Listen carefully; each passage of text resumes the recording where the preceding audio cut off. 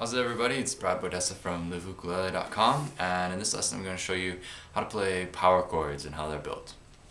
A power chord is more of an interval. It is only in the first and fifth of a scale.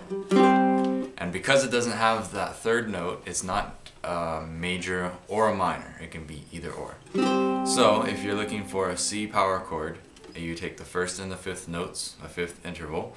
So the first note is the C in your scale, and your fifth note is a G. So there's your fifth interval, but like most cases on the ukulele, you're going to want to kind of flesh that out a little bit. You have another G as the open top string, and you have another C on the bottom string, 3rd fret. So a C5 or a C power chord is the 3rd fret on the 2 bottom strings.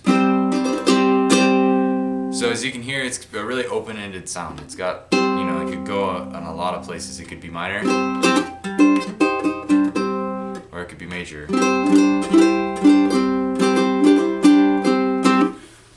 So if that's the case, you can use it in both places. So if you're not sure how to play a C, or you're not sure how to play a C minor, you can just play the C5.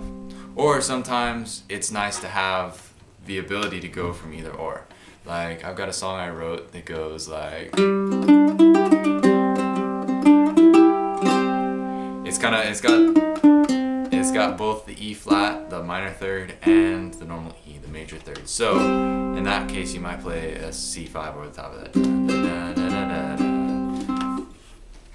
So that's the C5. Another one, they're only in a couple of power chord shapes. There's not a whole lot to learn. There's an A5, which is the 2nd fret on the top string with your first finger, and then the 4th fret on the C string with your ring finger, say. And then the 2 bottom ones are open. Minor, major. So, again, either or. There is a G5, G power chord, which is just like your normal G chord, except you're going to move, kind of just change your fingers around. So now instead of playing the 2nd fret on the bottom string, you play the 5th fret.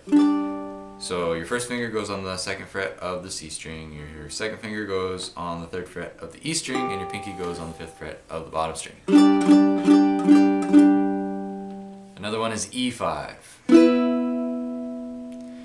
This one's probably the hardest to play of all the power chords, and besides once you start going up the neck. But of the open power chords, this one is probably the hardest to play. First finger on the 2nd fret of the bottom string. Your pinky goes on the 4th fret of the C string, and your ring finger goes on the 4th fret of the top string. You're skipping the E string. The E string is open. So that's the E power chord. So C, A, G, E. And then of course you can take these shapes and you can move them around. So you can take the C power chord and you can move it up 2 frets to be a D power chord, or an E power chord,